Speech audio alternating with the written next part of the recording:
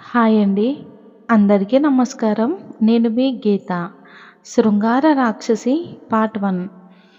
ఈ కథ గురించి చెప్పాలంటే ఇది ఒక లవ్ అండ్ రొమాంటిక్ స్టోరీ. ఇంకా దీంట్లో ఒక మంచి మెసేజ్ కూడా ఉంటుంది. స్టోరీ నేమ్ విని స్టోరీని ఎవ్వరూ తప్పుగా అనుకోవద్దు. ఎందుకంటే స్టోరీ చాలా ఇంట్రెస్టింగ్‌గా ఉంటుంది. మీరు పూర్తిగా అన్ని భాగాలు విన్న తర్వాతే మీకు తెలుస్తుంది స్టోరీ ఏంటి అనేది. ఇప్పటి వరకు నా స్టోరీస్ అన్నీ ఆదరించి నన్ను ఇక్కడి వరకు తీసుకొచ్చిన ప్రతి ఒక్కరికి ధన్యవాదాలు. ఈ స్టోరీని కూడా ఆదరిస్తారని మనస్ఫూర్తిగా కోరుకుంటున్నాను. మీ గీత. ఇకపోతే మనం స్టోరీలోకి వెళ్ళిపోదాం. అది చక్కని చలికాలం. వెచ్చగా కిరణాలు. చలిని తరిమికొట్టే సమయం. టక్ టక్ టక్ టక్ మంటూ షూ చప్పుడు చేస్తూ ఉండగా స్టైల్‌గా వచ్చి టేబుల్ మీద నిల్చున్నాడు అశ్వథ్. చక్కగా నవ్వుతూ అందర్నీ ఓసారి పలకరించి తను చెప్పాలి అనుకున్నది మొదలుపెట్టాడు. Hi everyone. Good morning. రోజూ గొడవలు గోలలతో విసుగొస్తుంది కదా! అందుకే ఇవాళ నేను మీకు కొన్ని రొమాంటిక్ లవ్ స్టోరీస్ చెప్పాలనుకుంటున్నాను. మరి మీరు రెడీనా? అని అనేసరికి కూర్చున్న వారంతా హుషారుగా ఒకేసారి ఓ యస్ అని అన్నారు. అందరికీ మరి కాస్త హుషారు కలిగించేందుకు కాఫీ, స్నాక్స్ ఆర్డర్ చెప్పాడు అశ్వథ్. అందరూ బిస్కెట్స్ తింటూ మధ్య మధ్యలో కాఫీ సిప్ చేస్తూ అశ్వథ్ చెప్పేది ఆసక్తిగా వింటున్నారు అందరూ. అశ్వథ్ మొదలుపెట్టారు. ఇంక మరి లేట్ చేయకుండా వెళ్ళిపోదామా స్టోరీలోకి? ఒకరోజు సుమారుగా అందరూ హడావిడిగా స్కూళ్ళకు, ఆఫీసులకు వెళ్ళే సమయం. ట్రాఫిక్ గట్టిగా ఉండడంతో అందరూ విసుక్కుంటూ ముందుకు సాగిపోతుంటే కాస్త మబ్బు పట్టి రోడ్డుకి ఇరువైపులా ఉన్న చెట్ల నుండి చల్లగాలి అలా వీచగానే ఒక అమ్మాయి మోకాళ్ళపైకి స్కర్ట్, అందాల పొంగులు అచ్చుగుద్దినట్లు కనపడేలా టాపు, స్లీవ్లెస్ మాత్రం అలా అలా గాలికి ఎగిరేలా వేలాడే డ్రెస్ వేసుకుని పాదాలకు వేసిన heels tick tick tick tick అంటూ శబ్దం చేస్తూ వస్తుంటే తన ఒంటిని అంటి ఉన్న పర్ఫ్యూమ్ గాలికి చెలరేగి అక్కడ ఉన్నవారందరినీ తన వైపు దృష్టి మళ్లించేలా చేస్తుంది. ఆస్వాదితులు ఏముంది అని అనుకుంటూ రసిక శిఖామణులు చిచి ఏంటిది నడి రోడ్డు మీద అంటూ పద్ధతులు పాటించేవారు, ఎవరెలా ఉంటే మనకేంటి అని అనుకునేవారు కొందరు సామాన్యులు.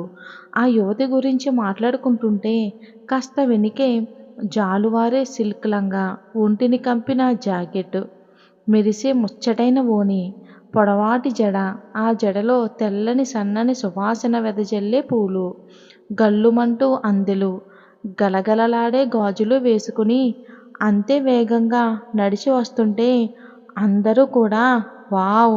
ఇవాళ డబుల్ డోస్ అనుకుంటా అందాలు ఆస్వాదిస్తూ ఫిగర్ అదిరిందిరా అని అంటూ రసిక శిఖామణులు, అమ్మాయి అంటే ఇలా ఉండాలి అని పద్ధతి గలవారు, ఓ మరో అమ్మాయా సరేలే అనుకుని సామాన్యులు ట్రాఫిక్ సిగ్నల్ కోసం చూస్తూ కాస్త ఊపిరి పీల్చుకుంటుంటే ఒక ముసలామె చెయ్యి చాచి అర్థిస్తుంది. అందరూ లంగా ఓణి అమ్మాయి డబ్బులు వేస్తుంది అని అనుకుంటే తను వెయ్యకుండా కసురుకుని పొమ్మంది. మోడ్రన్ అమ్మాయి పిలిచి ₹100 ఇచ్చి ఎండలో తిరగకుండా ఇంటికి వెళ్ళిపోమని చెప్పింది. అందరూ కూడా ఆశ్చర్యంగా నోళ్లు వెళ్ళబట్టి చూస్తున్నారు. చూస్తూ ఉండగానే ఎండకి ఒక పిల్లాడు కళ్ళు తిరిగి బైక్ మీద నుండి కింద పడిపోబోతుంటే దగ్గరే ఉన్న ఆ లంగా ఓణి అమ్మాయి డ్రెస్ పాడవుతుంది అని దూరం జరిగింది. ఒక అడుగు దూరంలో ఉన్న మోడ్రన్ అమ్మాయి అమాంతం వచ్చి ఆ పిల్లవాడిని పట్టుకుంది. బాబు వాళ్ళ నాన్నగారు బైక్ దిగి బాబుని లేపడానికి ట్రై చేస్తుంటే దగ్గరలో ఉన్న షాప్లో వాటర్ బాటిల్ కొని తెచ్చిపెట్టింది. మెల్లగా అబ్బాయి తేరుకున్నాక బాబుని వాళ్ళ నాన్నగారికి వదిలి ముందుకు వెళ్ళిపోయింది ఆ అమ్మాయి. అందరూ చూస్తుండగానే సర్రున ఒక బైక్ వచ్చి ఆగింది. బైకుపై ఉన్న అబ్బాయి లంగా ఓణి అమ్మాయి నడుము గిల్లి హాయ్ చెప్తే నవ్వుతూ హాయ్ చెప్పి తనతో బైక్ ఎక్కి వెళ్ళిపోయింది. ఇదంతా చూస్తున్న జనం ఎవరు ఎలాంటి వారు అనేది డ్రెస్ని చూసి కాదు, మనసును చూసి నిర్ణయించాలి అని అందరూ ఒకే తాటి మీద నిలబడ్డారు. సరిగ్గా అదే సమయానికి ట్రాఫిక్లో ఉన్న అందరితో పాటు కిరణ్ కూడా ఇదంతా చూస్తున్నాడు. ఆ అబ్బాయికి నీళ్లు పట్టేటప్పుడు తను కూడా పక్కనే ఉన్నాడు. కానీ ఆమె పట్టించుకోలేదు. కానీ కిరణ్ మాత్రం ఆమెనే చూస్తూ ఉన్నాడు. ఆమె వెళ్ళిపోయిన తర్వాత కిరణ్ మనసు మాత్రం ఆమెను అస్సలు మర్చిపోలేదు. ఇంటికి వెళ్ళాక కూడా ఆమె తలుపులే. అలా వారం గడిచాయి.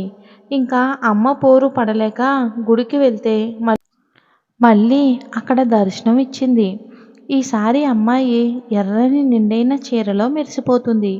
కిరణ్ అస్సలు చూపు తిప్పుకోలేకపోతున్నాడు. కిరణ్ మాత్రమే కాదు, అక్కడున్న చాలామంది కుర్రాళ్ళ గుండెల్లో సబ్ మెరైన్లు దూసుకెళ్లే భావంలో ముంచేస్తుంది ఆ అమ్మాయి. అందరి స్థితి ఎలా ఉన్నా కిరణ్ మాత్రం సబ్ మెరైన్లా కాకుండా డాల్ఫిన్లా మునుగుతూ తేలుతూ పరవశంలో ఎగిరెగిరి గంతులు వేస్తున్నాడు. ఇదంతా సరిపోదు అన్నట్టు కొబ్బరికాయ కొట్టేందుకు చెంగు అడ్డు వచ్చిందని అలా కొంగు బిగువున లాగి నడుముకి దోపుతూ ఉంటే వయ్యారంగా వంపు తిరిగి ఉన్న నడుం చీర కట్టు వలన అప్పటికే బిగిసి ఉన్న చెంగు దోపేసరికి పై పరువాలతో పాటు నడుం మడతలు కూడా బిగిసి ఇంకాస్త గుండెను పిండేస్తున్నాయి.